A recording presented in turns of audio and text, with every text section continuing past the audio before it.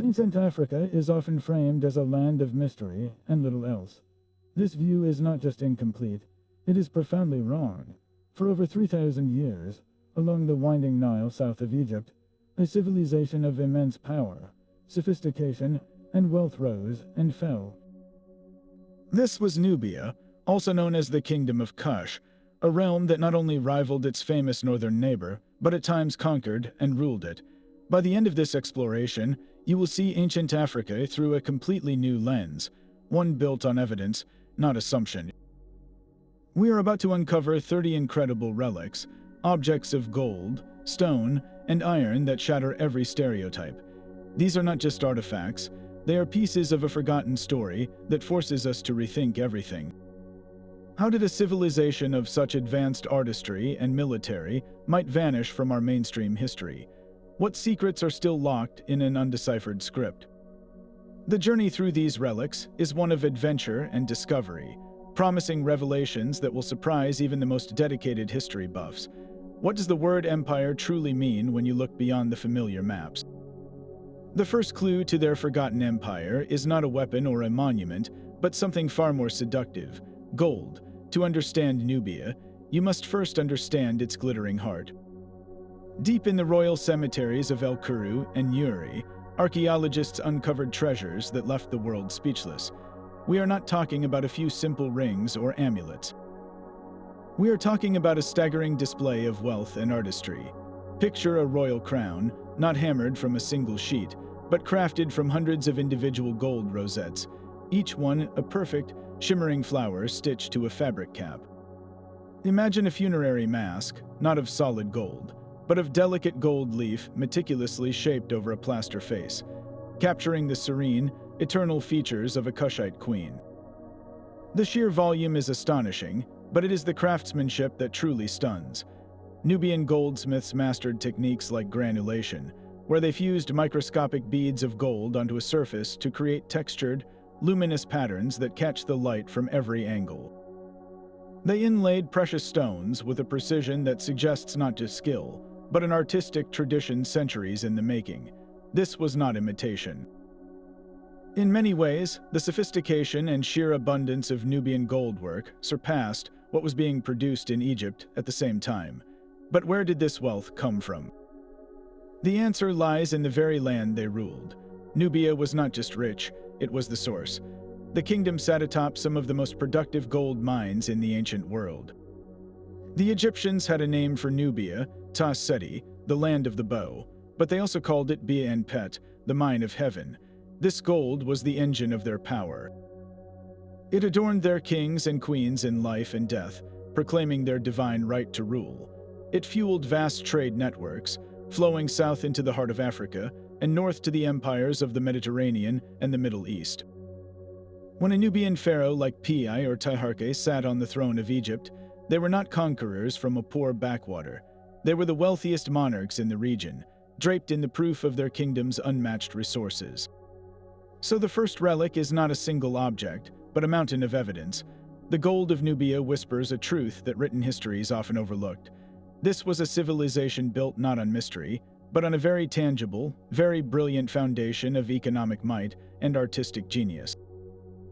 Yet all that gold needed a form to proclaim its ultimate purpose, power. And perhaps no single relic embodies the peak of Nubian ambition more perfectly than a silent, stone guardian found far from the royal tombs. At the sacred site of Kawa, within the ruins known as Temple T, archaeologists unearthed a granite sphinx, but this was not the familiar lion with a pharaoh's head from Giza. This sphinx bore the unmistakable, serene face of Pharaoh Taharqa, one of the great Kushite kings of the 25th dynasty. Carved from hard, dark stone, it is a masterpiece of symbolic fusion.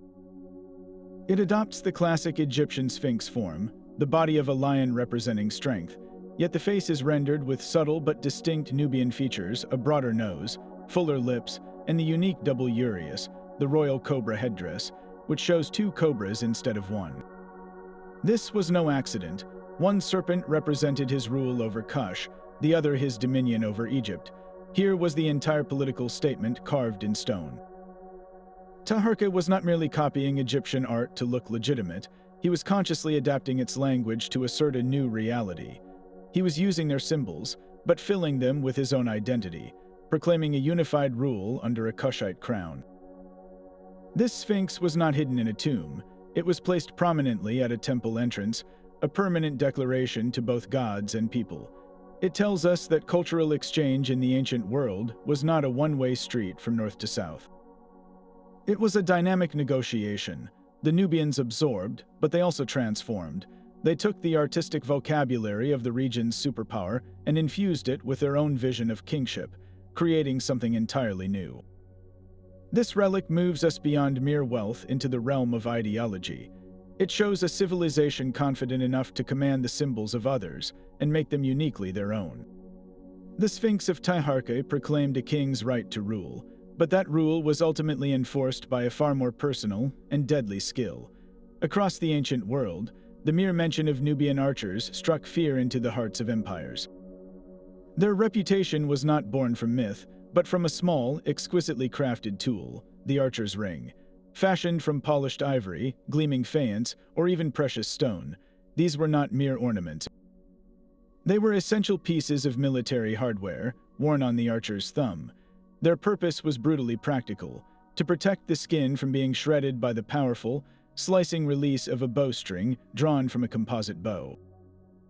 A Nubian composite bow was a technological marvel, crafted from layers of wood, horn, and sinew that gave it a draw strength far beyond a simple wooden stave. To fire it effectively required immense strength and a specific technique, and the ring allowed for a smooth, fast, and protected release. This turned a volley of arrows into a storm of lethal precision. The Egyptians, who famously called Nubia the land of the bow, documented these warriors in their art, often showing them with distinctive rings. Centuries later, the Romans would recruit Nubian archers as elite mercenaries, their skills legendary from the deserts of North Africa to the frontiers of Britain. Each ring, therefore, is a relic of a highly specialized, professional warrior class. It symbolizes a society that institutionalized a martial art, turning a hunting skill into the cornerstone of national defense and imperial ambition. This was not a rabble of conscripts, but a disciplined force whose expertise was honed over generations, a key reason why the kingdom of Kush could project power for over 1,000 years. Their bows defended their gold, and their rings were the unassuming signature of that power. But what happens when an empire fades? The story does not simply end. Centuries after the Great Pyramids of Meroe were abandoned, and long after the last Kushite pharaoh ruled in Egypt, a new power emerged from the sands. In the post-Meroitic period, a group known as the X group, or the Belana culture, rose to prominence in Lower Nubia. Their royal tombs, unearthed at Belana and Quistol, held a shocking secret, one that rewrote the final chapters of Nubian history. Within these burial mounds, archaeologists found kings laid to rest in a manner of breathtaking and, frankly, brutal grandeur. They were not alone. Each ruler was buried alongside a retinue of sacrificed servants, soldiers, and even camels and donkeys, all intended to serve him in the afterlife. This practice, stark and dramatic, spoke of a king seen as a divine figure whose power transcended death itself, and crowning these sovereigns, both literally and symbolically, were objects of stunning artistry, the Belana crowns. Crafted not from gold, but from silver, these were elaborate headdresses of intricate design. They were not simple circlets, but complex structures adorned with raised symbols. Coiled cobras, symbols of royal protection and wrath, sat alongside rams' heads, representing the powerful god Amun. Discs representing the sun and intricate floral patterns completed a miniature cosmos of metal. Each crown was a portable statement of theology and authority, a direct link to the older Kushite and Egyptian traditions of kingship. Here is the crucial point. The discovery of these crowns provided undeniable, physical evidence. They proved that even after the political collapse of the central Meroitic state, the core idea of sacred, divine kingship did not vanish in Nubia. The rituals, the symbols, and the profound belief in a ruler's eternal power continued, evolving but unbroken. These silver crowns, resting on the heads of kings surrounded by their silent court, tell us that the light of Nubian civilization did not flicker out, it transformed. burning brightly in a new form long after the world thought it had gone dark. Silver crowns reveal a belief in kingship that endured, but how far back does that idea truly go? The answer may lie with a relic so old it predates the pyramids of Giza by centuries. Deep in a cemetery at Quistol, in what was once ancient Lower Nubia, archaeologists found a small stone object that has ignited fierce debate ever since. It is an incense burner, carved from sandstone and dating to around 3,800 years before the Common Era. This places it firmly within the Agroup culture, a sophisticated Nubian society that thrived long before the first dynasty of Egypt even existed. At first glance, it is a simple ceremonial object, but its carvings tell a revolutionary story. On its surface, a detailed scene is etched with remarkable clarity. We see a boat, a classic symbol of travel and authority. Seated within it is an unmistakable figure, a ruler wearing the tall, white crown of Upper Egypt. Before him stands a palace facade, and above him flies the falcon god Horus. This is the complete iconographic package of pharaonic power, the very visual language that would become synonymous with Egyptian kings for millennia.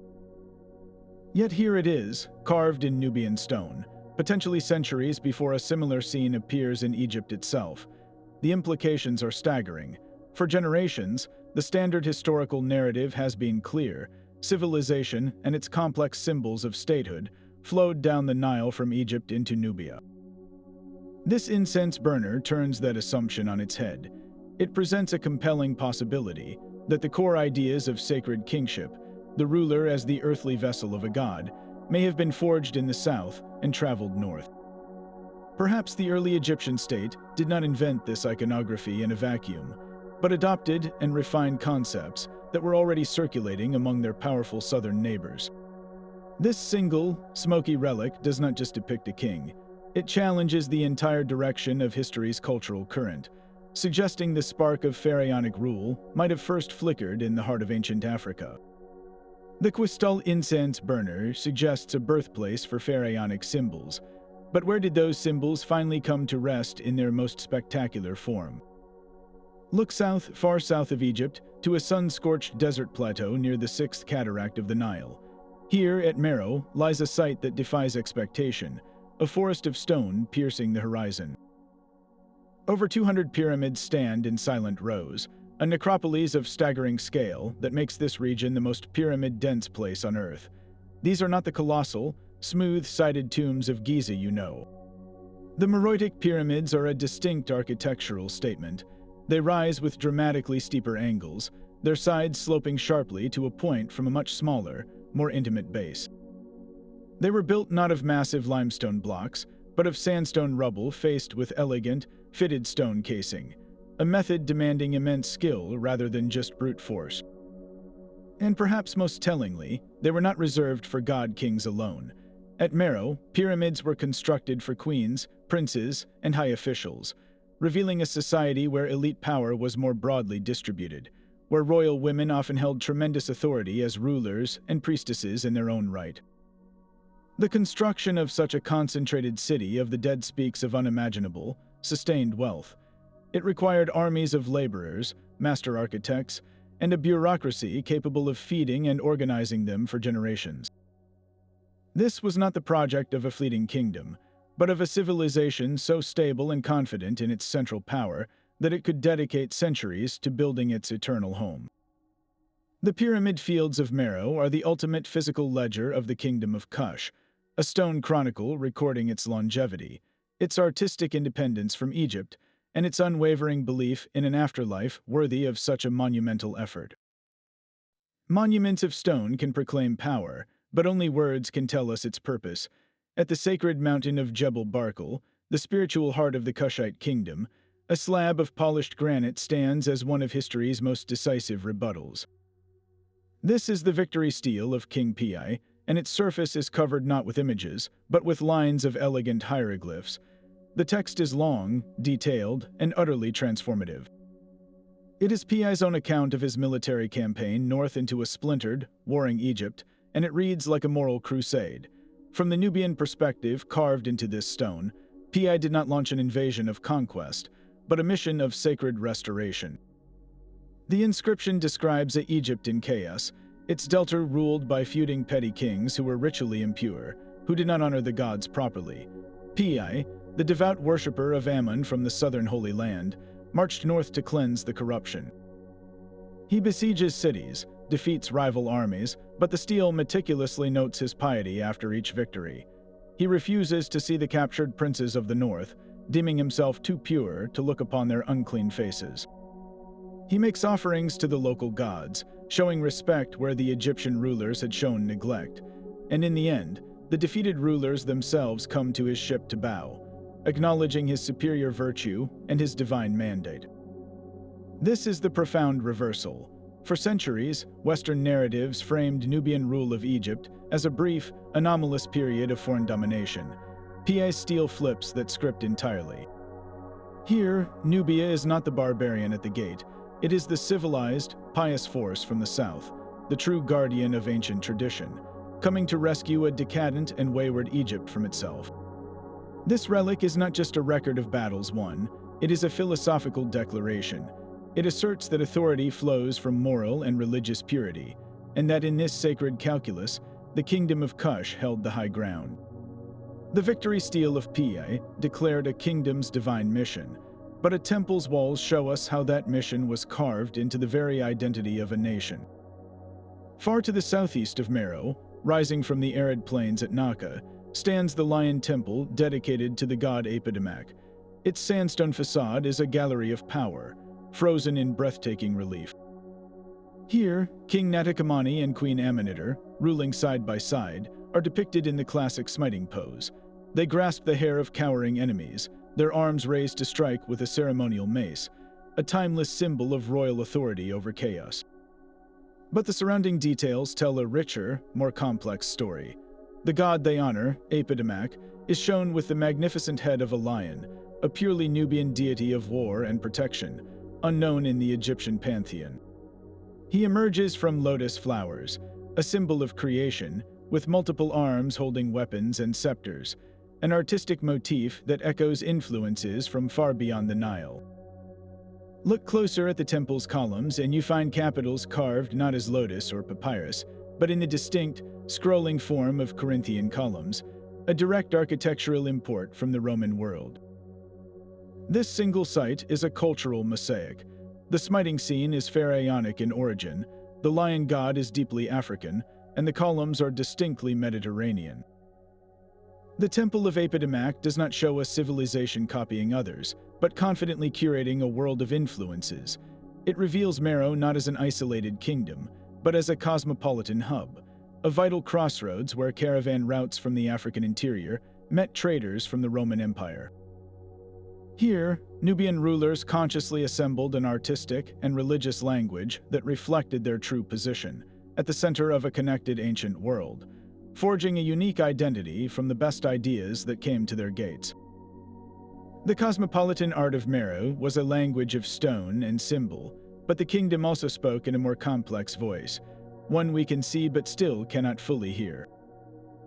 This is the Meroitic script, a true historical ghost. It is one of the very few ancient writing systems in the world that remains largely undeciphered, a silent archive carved into temple walls and royal stelae. You can stand before these inscriptions today, trace the elegant curves and sharp angles with your eyes, and know that you are looking at complete sentences, royal decrees, prayers, and economic records, all utterly mute to modern understanding. The script developed around the 2nd century before the Common Era, a distinctly Kushite creation that replaced Egyptian hieroglyphs for writing their own language. It came in two beautiful forms. The hieroglyphic script, used for monumental inscriptions, is composed of striking pictorial signs, a lion, a bird, a seated figure, arranged in elegant lines. The cursive script, used for everyday documents on papyrus or pottery shards, is a flowing, graceful alphabet of symbols that looks almost like a delicate, abstract art form. We can read the sounds of the 23 letters, thanks to the work of a British scholar in the early 20th century who matched them to known Egyptian words in bilingual texts. We can sound out the words, pronounce the names of kings and gods, but we have almost no idea what those words actually mean. It is like having a book where you know the alphabet perfectly, but understand none of the vocabulary or grammar. The historical knowledge locked away is immense. These texts could detail trade agreements with Rome, record the laws that governed Nubian society, tell us the poetry they cherished, or give us first-hand accounts of a queen's coronation. They hold the intimate thoughts and administrative details of an entire civilization. Current decipherment efforts are a global puzzle, employing computer algorithms and comparative linguistics, slowly trying to find patterns and context. Cracking this code would not just add footnotes to history, it would open a door. We would move from observing Nubia through the artifacts it left behind to finally hearing its own voice, in its own words, explaining its own world. The silent script on the wall is perhaps the most tantalizing relic of all, a direct line to a lost mind that awaits its translator. A silent bronze head, its eyes hollow and imperial gaze now fixed on darkness, tells a story of defiance that Rome itself tried to erase.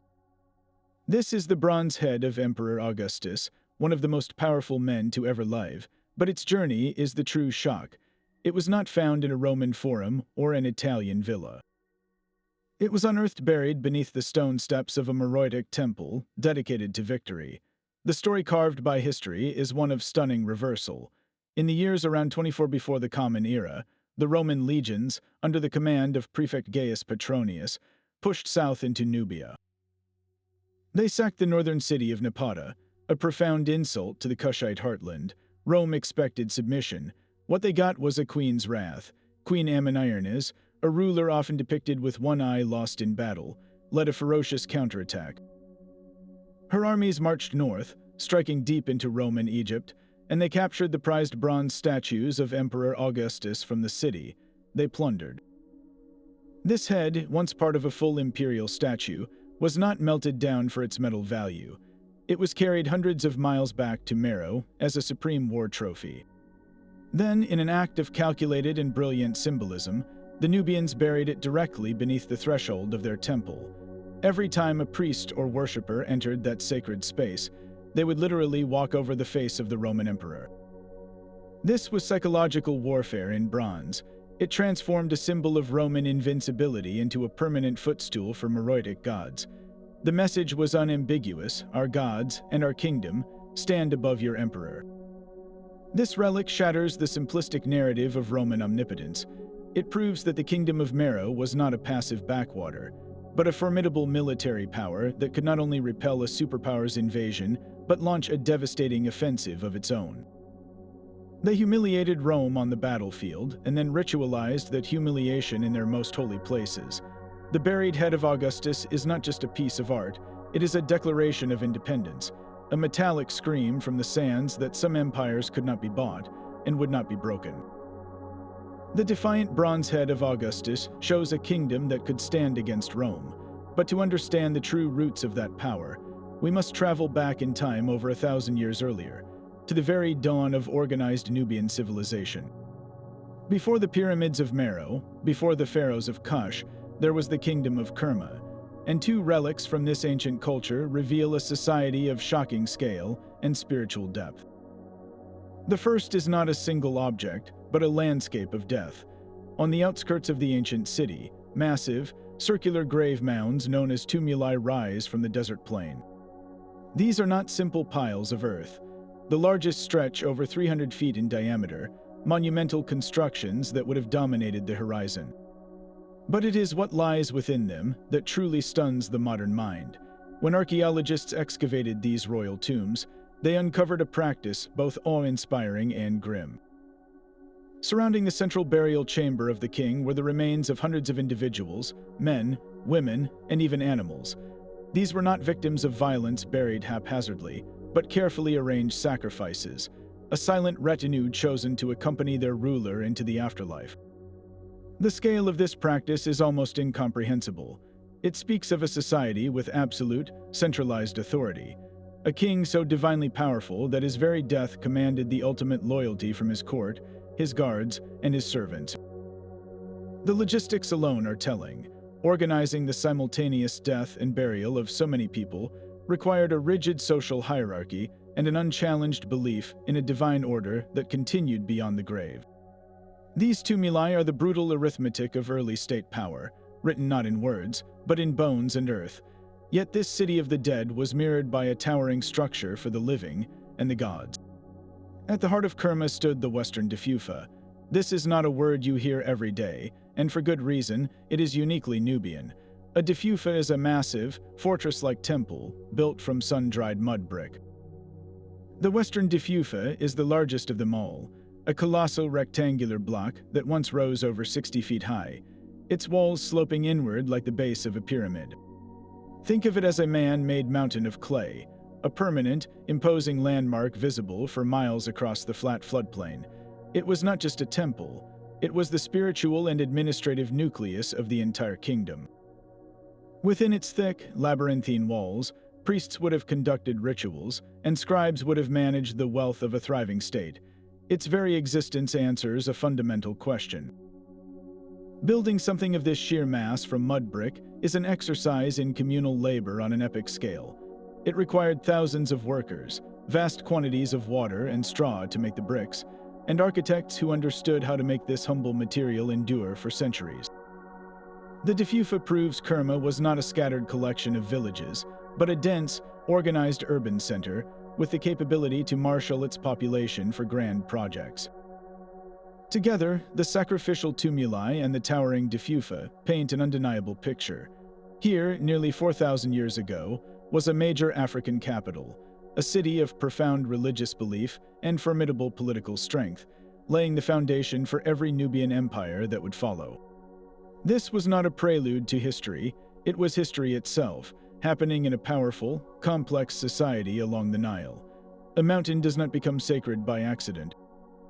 At Jebel Barkal, a solitary sandstone butte rises abruptly from the flat desert plain, its sheer cliff face resembling a giant cobra's head crowned with a white cap of stone.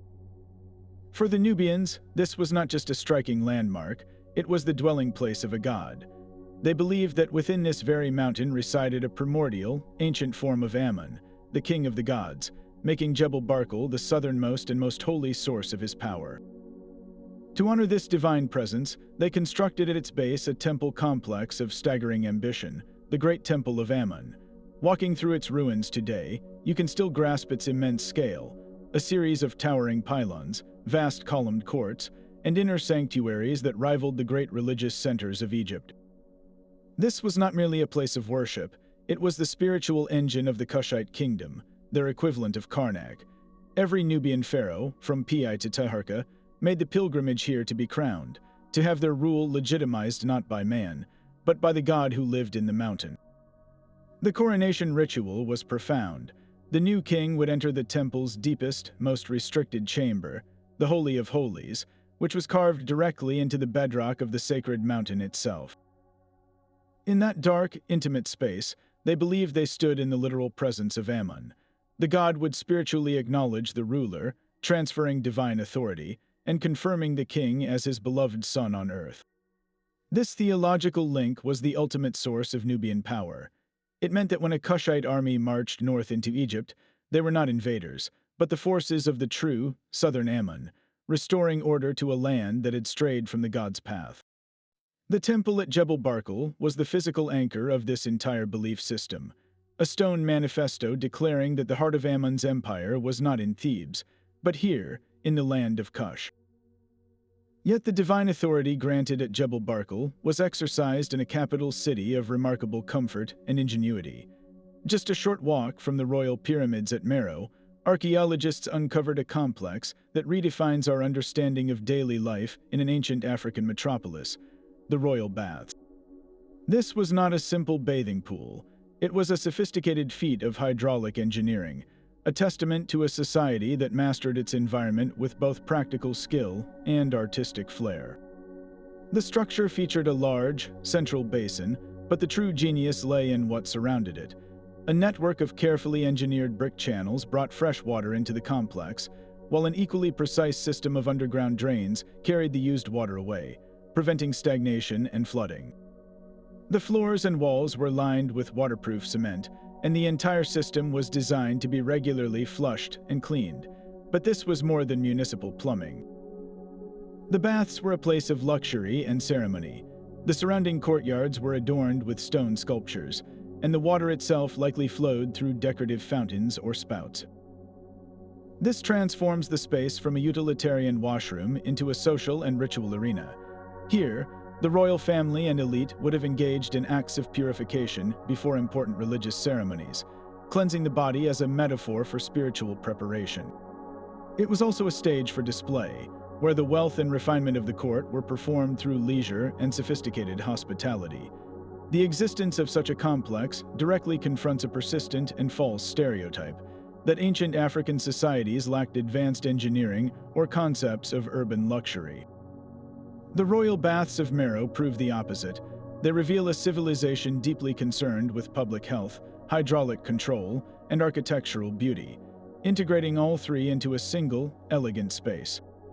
This was not a technology borrowed from Rome or Egypt, but a distinctly Meroitic innovation, showcasing a practical, intelligent approach to creating a civilized life in the heart of the desert.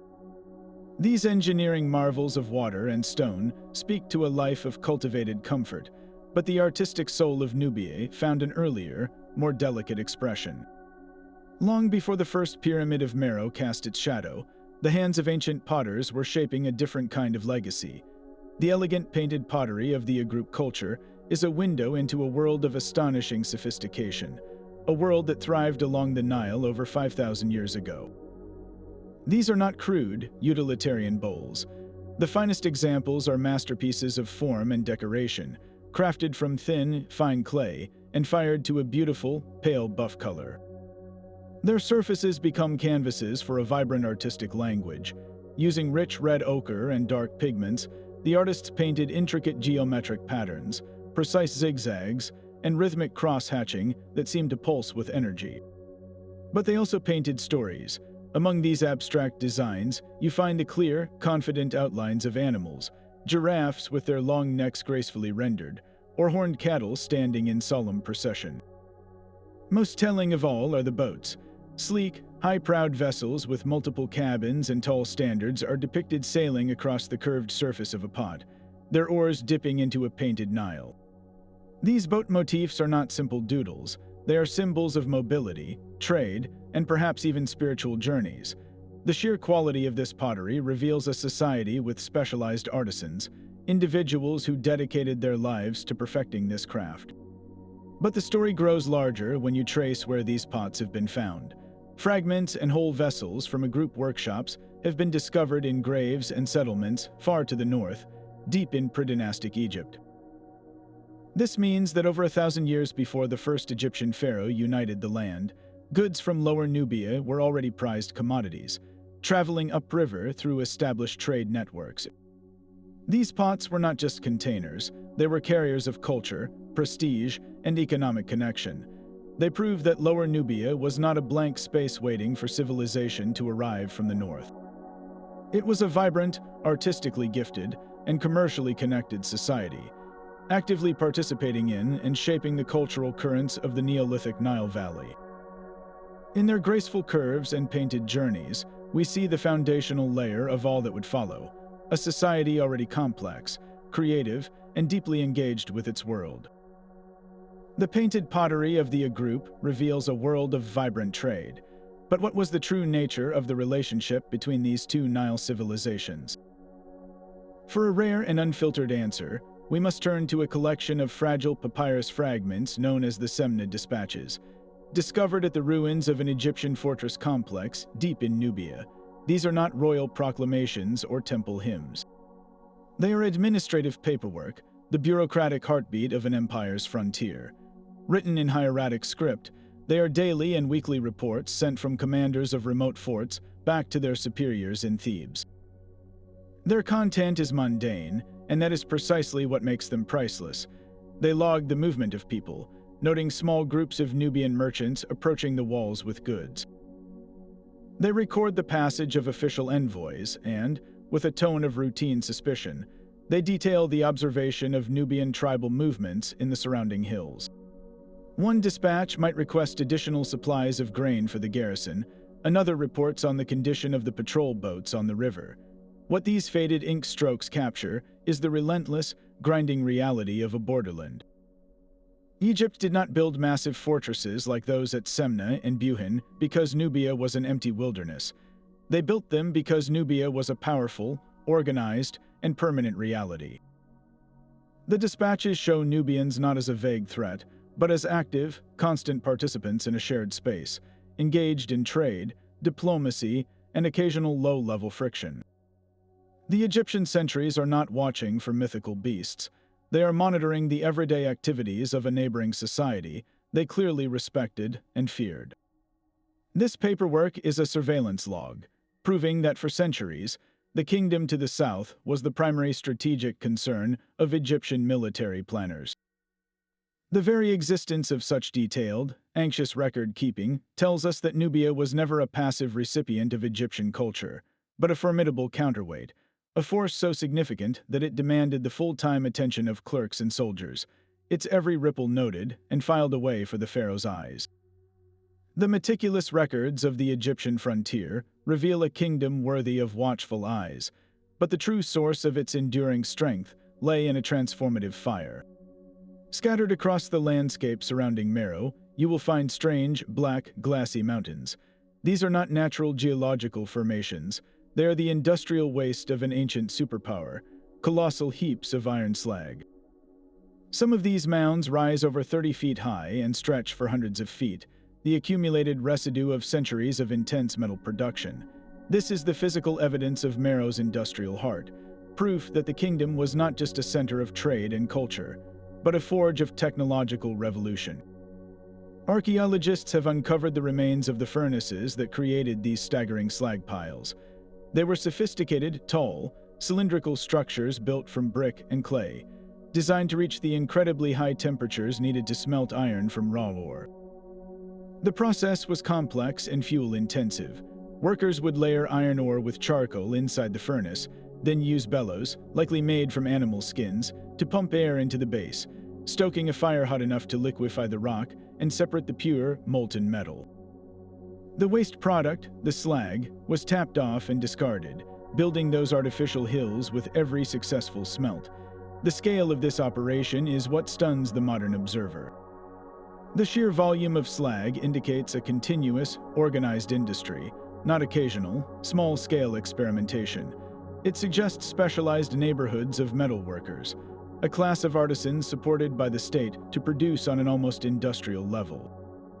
This positions Meroe as one of the earliest and certainly one of the most prolific centers of iron production in all of Africa, a technological innovator on a continental scale. The advantages this conferred were immense.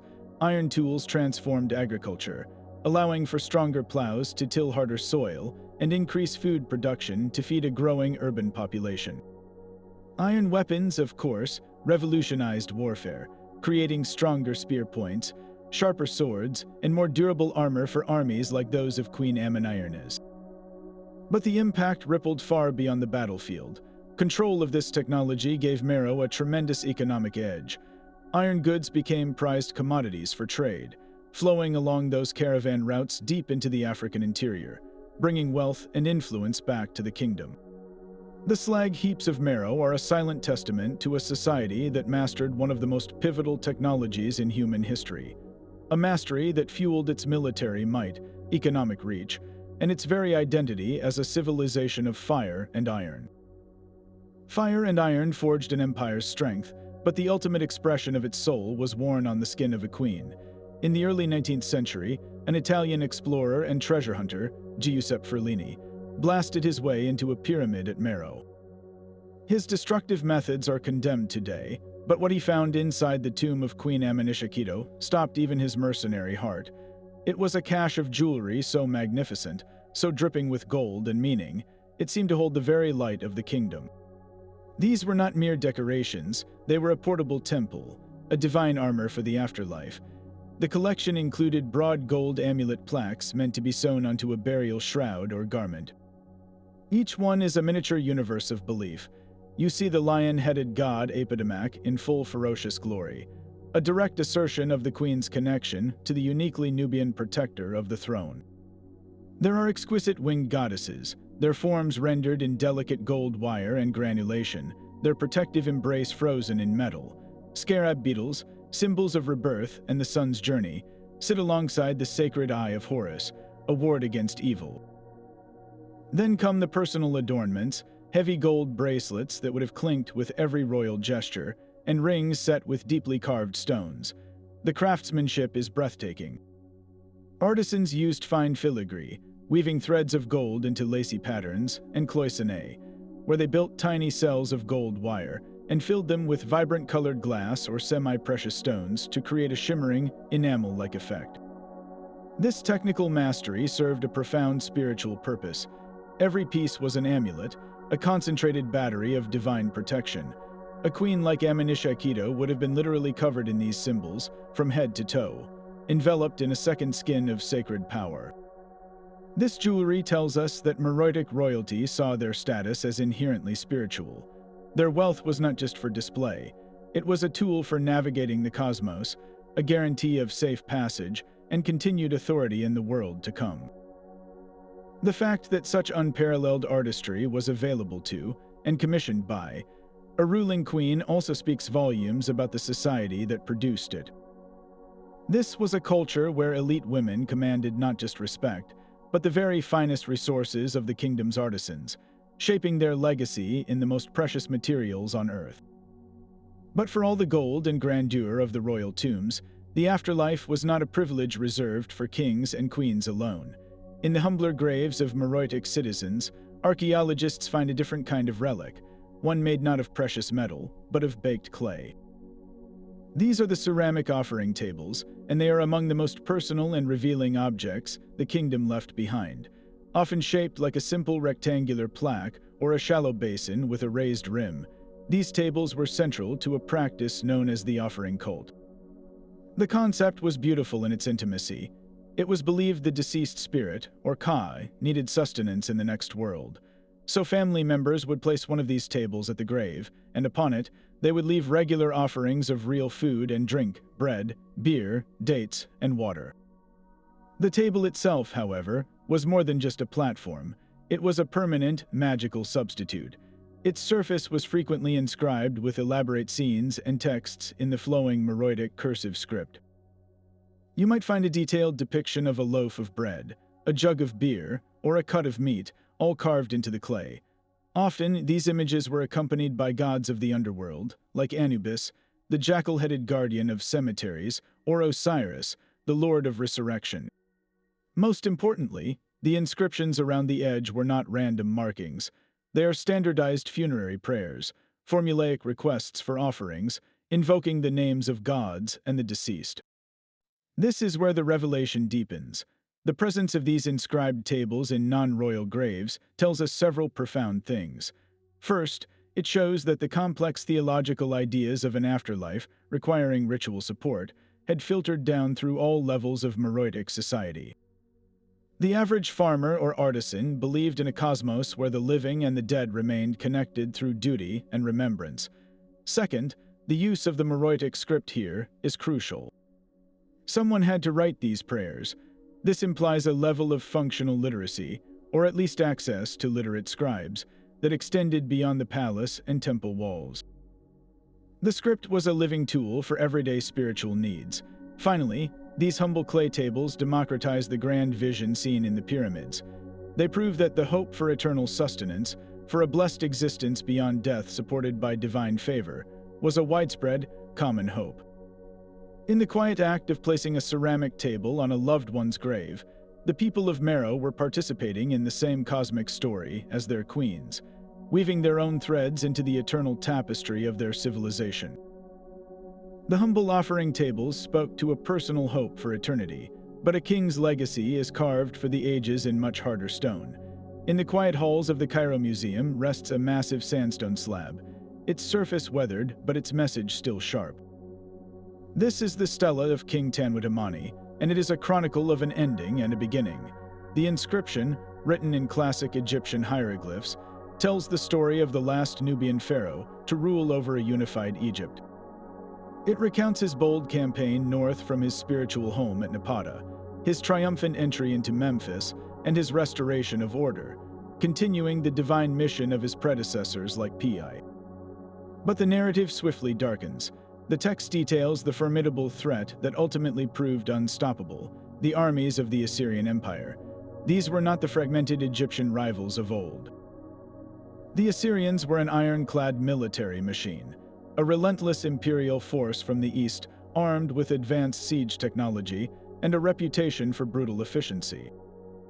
Tanwudamani's stela describes the hard reality of fighting a war on two fronts, against both Assyrian troops and rebellious Egyptian princes who saw an opportunity in the chaos. The tone shifts from triumph to a strategic, dignified retreat. The king does not frame it as a defeat, but as a necessary withdrawal to protect the heartland.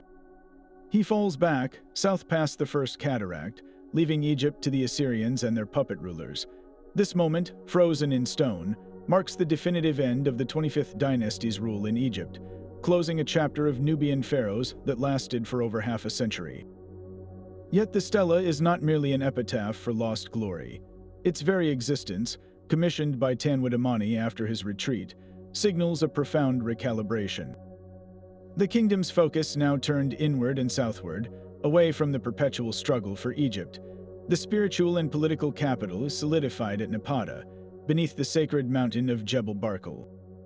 And within a few generations, the center of power would shift even further south, to the already thriving city of Meroe, with its iron industry and fertile lands. Tanwudamani's stela, therefore, is a pivot point. It memorializes the closing of one imperial dream, but in doing so, it inadvertently documents the decisive turn toward a new, independent future.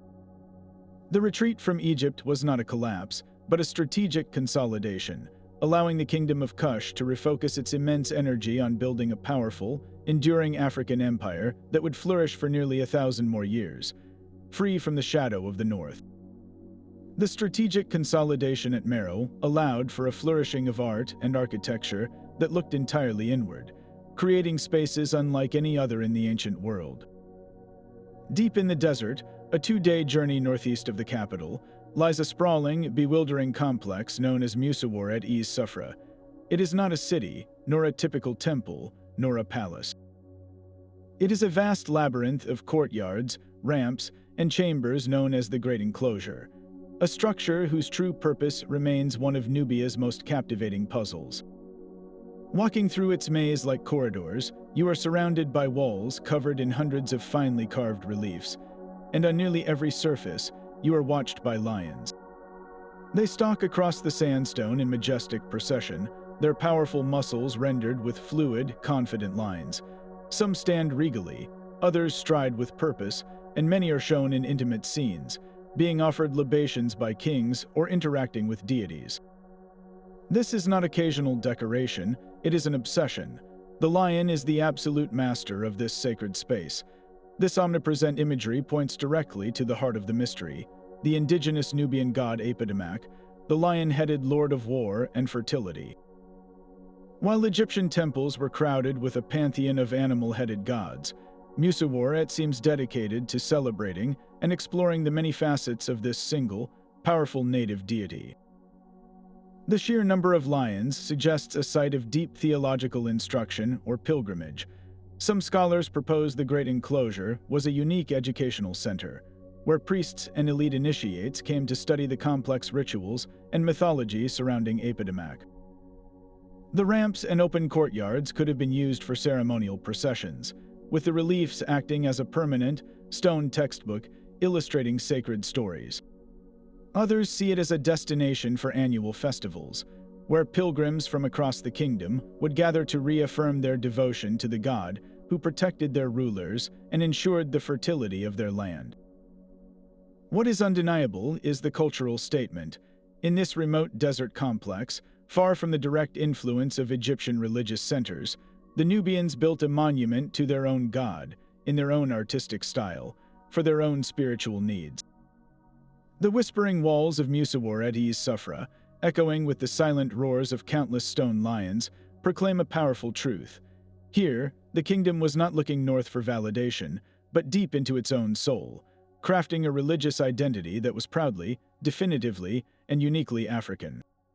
The roaring lions of Musawwar celebrated a god of kings and conquest, But the story of Nubia was never written only in stone or royal gold.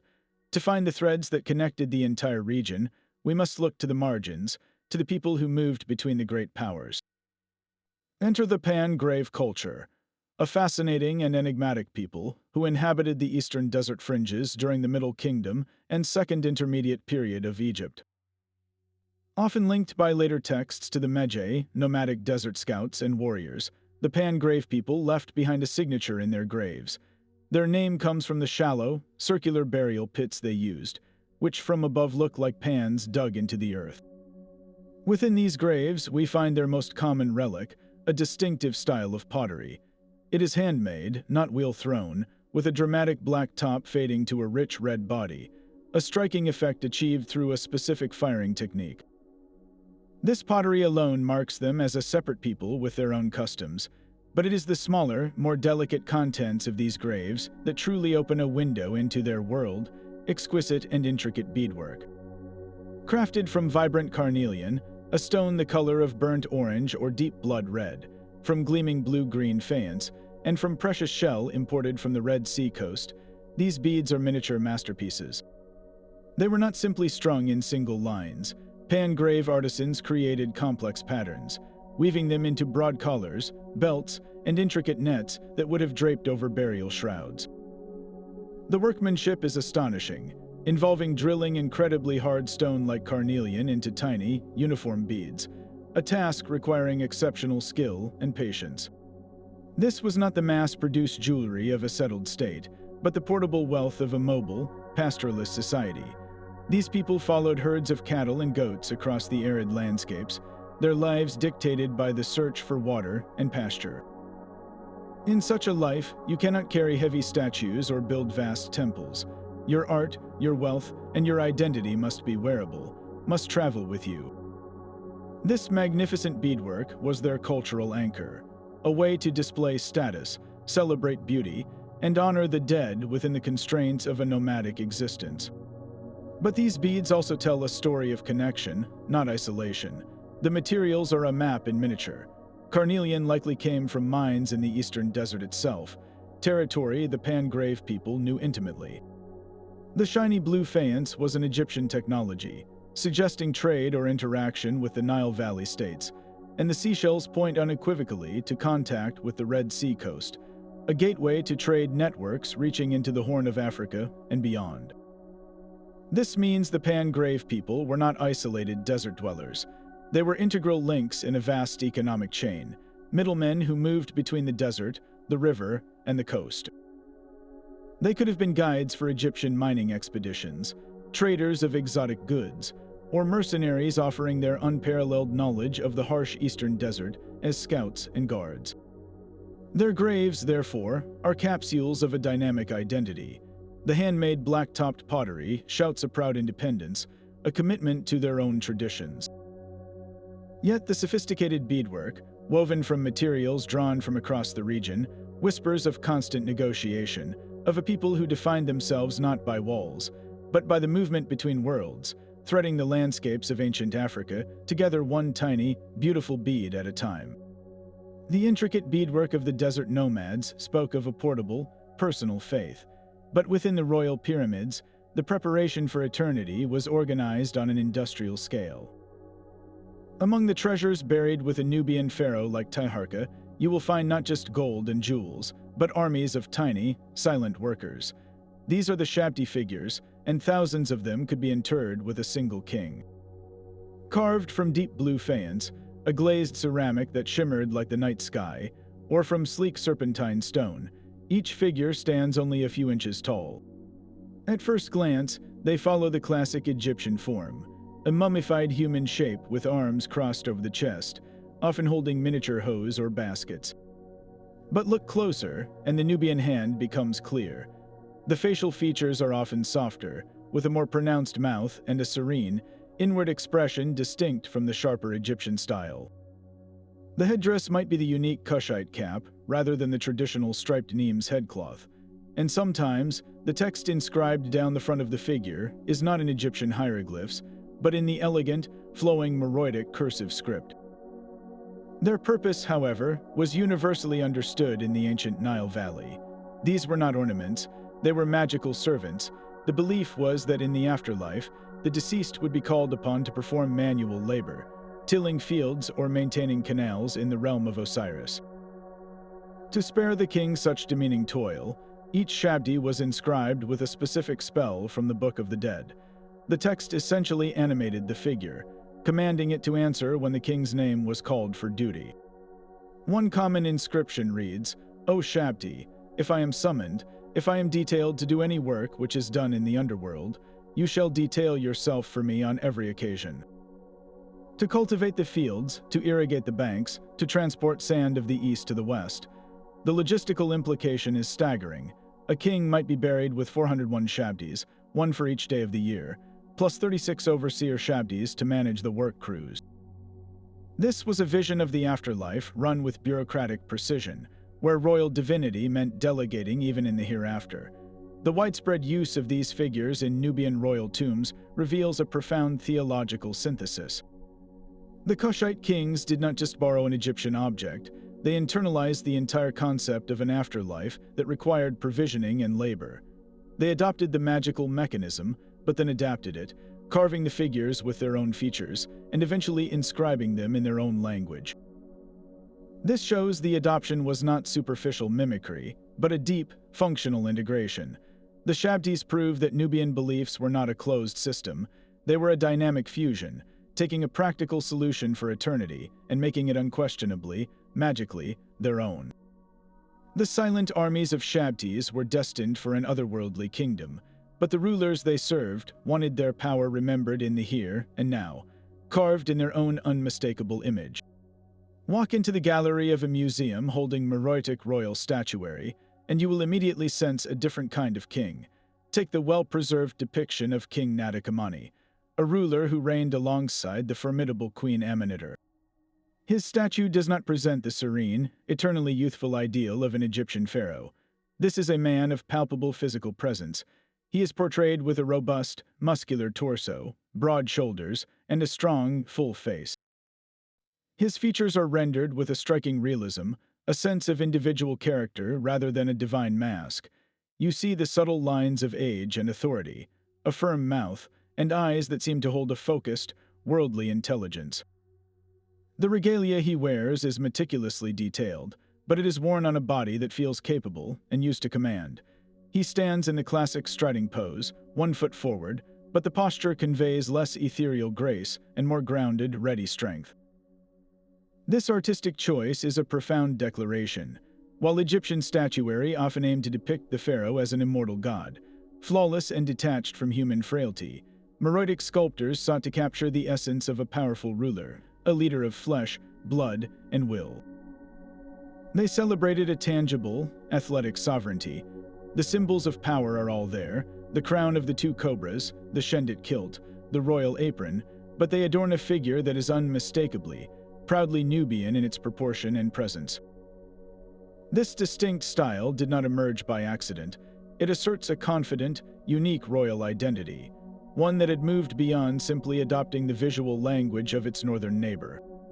By the time of Natakamani, Meroe was a mature empire, secure in its own traditions and its place in the world. Its artists were no longer students of Egyptian form, but masters of their own. In crafting kings with such vigorous realism, they were making a statement about the nature of their rule. It was powerful, it was immediate, and it was rooted in the very soil and spirit of their own land. This was a kingship you could believe in, not just worship from a distance, because it looked like it could actually lead an army, oversee an iron forge, or walk the corridors of the great enclosure. The stone itself seems to remember the weight of a living crown. The stone faces of kings looked inward, but the lifeblood of their kingdom was written on the open road. Far from the royal capitals, along the sun-baked desert tracks that served as the ancient world's highways, a different kind of archive was being composed. Carved directly into the sandstone cliffs and boulders of routes like the Carrasco Road, you find a sprawling, open-air gallery of human passage. These are not the formal inscriptions of a state. They are the spontaneous graffiti of millennia. a palimpsest of scratches and drawings left by every traveler who paused in the shade of a rock shelter. And within this chaotic collage, the entire story of Nubia as a crossroads comes vividly to life. The earliest marks are often the most universal, elegant and confident outlines of animals that once roamed these now barren lands. A towering giraffe, its long neck stretching toward a crack in the rock, is etched with an observer's keen eye. These are snapshots of a greener Sahara, perhaps left by prehistoric hunters or early pastoralists, marking territory or recording a successful hunt. Then come the boats, not the grand royal barges of temple reliefs, but simpler, functional vessels scratched into the stone, some with sails billowing. They tell a silent story of river travel, of movement along the Nile's artery, reminding us that the desert routes and the river lanes were part of the same vast network. But the true historical shift is in the text. As you move along the rock face, the languages layer upon one another.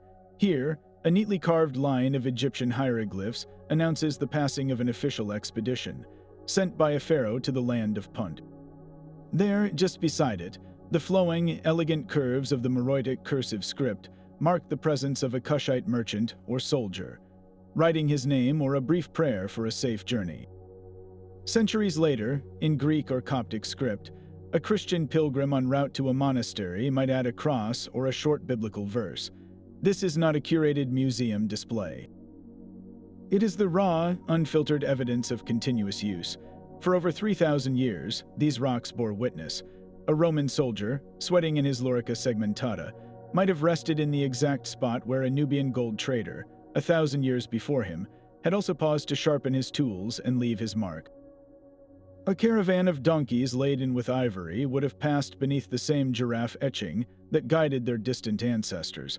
The Korosko Road inscriptions transformed the landscape itself into a living document. They prove that Nubia was never a dead end, but a dynamic thoroughfare. Its value was not just in the gold it mined or the armies it raised, but in the routes it controlled and the connections it facilitated. Every scratch on the rock is a signature of commerce, a prayer for protection, a simple declaration of I was here. Together, they form a chorus of countless forgotten voices, all testifying to the same enduring truth. This was a land where the world moved, met, and left its mark on the way to somewhere else. But for all the grand statements carved in rock, the Nubian love of beauty found its most delicate expression in the interiors of their sacred and royal spaces. Within the ruins of the temple and palace complex at Sanem, near the ancient capital of Napata, archaeologists sifted through the dust to find a shimmering surprise. Scattered across the floors were thousands of tiny, brilliant fragments, the color of a tropical sea or a peacock's feather. These were faience inlays, and they were the secret to a lost world of color. Faience was not pottery, but a sophisticated glazed ceramic, one of the first man-made materials. The process was a kind of ancient alchemy. Artisans would crush quartz sand into a fine powder, mix it with a small amount of clay and alkali, then add a mineral like copper oxide to create that signature vibrant turquoise hue. This paste was pressed into molds to form small tiles, rosettes, geometric shapes, and even delicate hieroglyphic signs. Once dried, they were fired in a kiln. During firing, the alkali would migrate to the surface, fusing with the copper to create a hard, glossy, glass-like glaze that sealed the color forever. The result was a material that mimicked the appearance of precious turquoise and lapis lazuli, but could be produced in vast quantities and shaped into any form. At Sanem, these tiles were not loose decorations. They were part of a master plan. Craftsmen would set them into wet plaster on walls, columns, and perhaps even furniture, creating vast, intricate mosaics. Picture an entire temple chamber where the lower walls dazzled with a continuous frieze of geometric patterns, interlocking diamonds and zigzags in shimmering blue and white. Imagine a royal throne dais adorned with rows of perfect turquoise rosettes, each one catching the flickering light of oil lamps. The effect would have been breathtaking, transforming solid stone architecture into a luminous, almost magical environment. This was not mere embellishment, it was environmental storytelling. The vibrant blue-green color itself was deeply symbolic, representing life-giving water, the fertile Nile, and the heavens. To walk into a space sheathed in this glowing material was to be immersed in a vision of cosmic renewal and royal divinity. The faience inlays from Sanem reveal a layer of artistic sophistication often missed by those who only see the monumental ruins. They prove the Nubians were masters of the intimate detail, of controlling light and color to craft an experience. Their palaces and temples were not just powerful, they were beautiful, designed to awe the senses as much as to proclaim authority, wrapping their most sacred truths in a skin of everlasting, celestial blue. Centuries after the last Meroitic king was laid to rest, the sands of Nubia began to whisper a new story, one painted not in the gold of pharaohs, but in the brilliant pigments of faith. In the 1960s, as the rising waters of Lake Nasser threatened to drown an entire chapter of history, Polish archaeologists raced against time at the site of pharaohs. Within the ruins of a great mud brick cathedral, they uncovered a revelation, walls upon walls of breathtaking frescoes, perfectly preserved by the very desert that had buried them. These were not faint sketches, but vibrant, life-sized portraits gazing out from the plaster. A Nubian bishop with dark, solemn eyes and intricate robes stands with a jeweled cross. The Archangel Michael, a majestic figure with magnificent wings, holds a sword and a globe, his face rendered with a serene, otherworldly grace. Scenes from the Bible unfold with a unique energy: the Nativity, the three wise men, all populated by figures with distinctly African features and dressed in regional costume. The artistic fusion is immediate and stunning. You can see the formal, hieratic style of Byzantine art from Constantinople, the flowing lines and expressive eyes of Coptic tradition from Egypt, but it is all filtered through a distinctly Nubian hand. The colors are bold and earthy, rich ochres, deep blues, and vibrant reds that feel rooted in the local landscape. This is the undeniable signature of a mature, confident Christian kingdom. Far from being a passive recipient of a foreign religion, Nubia embraced Christianity as its own, building a civilization that would last for nearly 1,000 years, from roughly the 6th to the 14th centuries. The frescoes of pharaohs are its living testimony. They show a society that negotiated its faith on its own terms, creating a theological art that was both universal in its message and profoundly local in its identity. Here, in this remote cathedral, Nubian artists proclaimed that the divine could speak with an African face, and that their kingdom was an integral, vibrant part of the medieval Christian world. While frescoes proclaimed a kingdom's faith, the daily journey of belief was carried in far humbler vessels. Scattered across the ruins of Meroitic towns and the pathways to sacred sites, archaeologists often find small, unassuming ceramic flasks. These are not grand urns or painted vases, but practical objects, typically flat and circular, with two small loops on the shoulders for threading a cord. Their design is pure function, made to be slung over a shoulder or tied to a pack, lying flat against the body to prevent sloshing. Known as pilgrim flasks, their very name hints at their purpose. In a dry, sun-scorched land, a traveler's most precious commodity was not gold, but water. These flasks were the canteens of their day, designed to hold enough liquid for a day's journey across the desert or along the riverbank. But the context of where they are found tells a deeper story. They appear in abundance near the great religious centers, like the labyrinthine great enclosure at Musawwar at East Sufra, or in the shadow of the sacred mountain at Jebel Barkal. This suggests they were not just for any traveler, but for a specific kind of journey, a pilgrimage. Imagine the scene: a farmer from a riverside village, a merchant from the capital, or a minor official from a distant outpost decides to fulfill a vow or seek a blessing. They would pack simple provisions, fill one of these clay flasks with water, or perhaps with a small offering of precious oil, and join a stream of other devotees walking the well-trodden paths toward the temple of Apidamak or the sanctuary of Ammon. The flask was their personal, essential kit. Its simple, durable form speaks of a journey that was accessible, a religious practice woven into the fabric of ordinary life. The presence of these objects in such numbers reveals an entire informal economy of devotion. Potters would have produced them by the hundreds, sold at market stalls or near temple gates. They point to a kingdom where major religious sites were not just static monuments for the elite, but active, magnetic destinations that drew people from across the realm, creating a constant, quiet circulation of believers.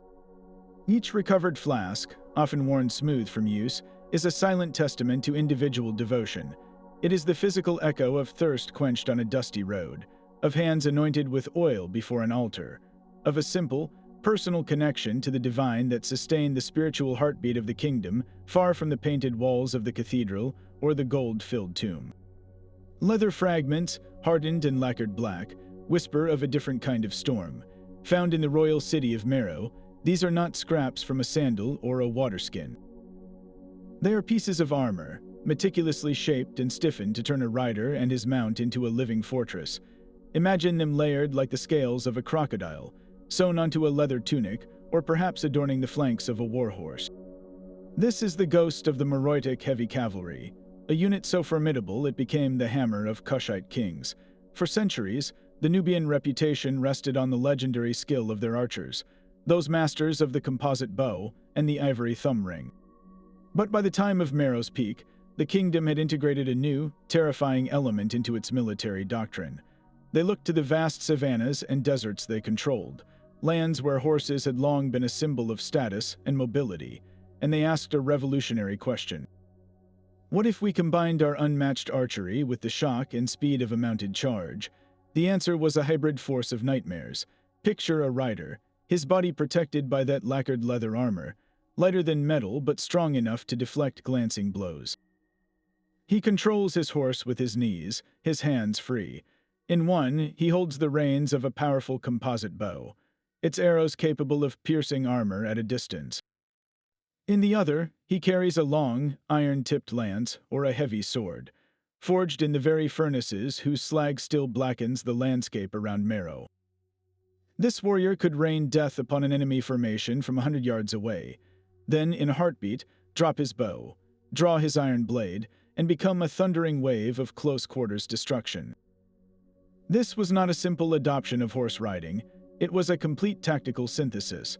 The Meroites took the equestrian skills honed on their plains, combined them with their ancestral mastery of archery, and armored both man and beast with materials they perfected. They created a combined arms unit centuries before the term was coined, when Queen Amanishakheto marched against Rome, or when Meroitic kings projected power along the Nile. This cavalry was their decisive edge.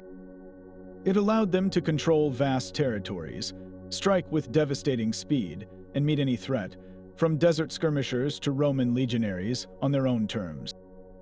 The archer's ring gave them reach, the iron smelters gave them strength, and these fragments of blackened leather gave them the mobility to bring that power to any horizon. Together, they reveal a military machine that was not static, but brilliantly adaptive, constantly evolving to secure the kingdom's place as the dominant force in the heart of ancient Africa.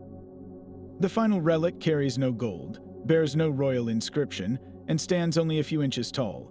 In a modest Meroitic grave, archaeologists found a small terracotta figurine of a woman, her body curved in peaceful repose as she lies on a simple bed. She is known as the Sleeping Lady. Her face is serene, her eyes closed as if in a deep, untroubled dream.